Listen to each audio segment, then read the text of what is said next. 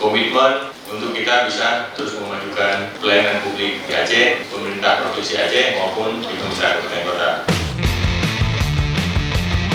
Sekretaris Daerah Aceh M. Nasir secara resmi membuka bimbingan teknis penilaian maladministrasi penyelenggaraan pelayanan publik tahun 2026 yang diselenggarakan Ombudsman Republik Indonesia Perwakilan Aceh di Gedung Serbaguna Kantor Gubernur Aceh, Rabu 29 Juli.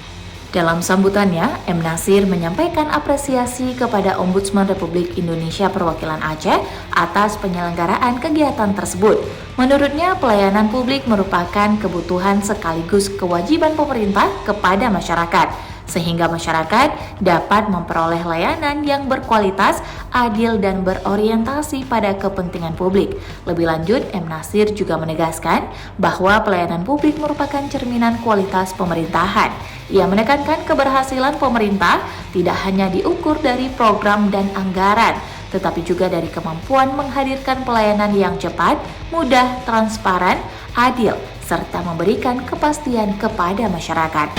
Keberhasilan pembangunan tidak hanya diukur dari program dan anggaran, tapi juga dari kemampuan pemerintah menghadirkan pelayanan yang cepat, mudah, murah, adil, dan memberikan kepastian kepada masyarakat.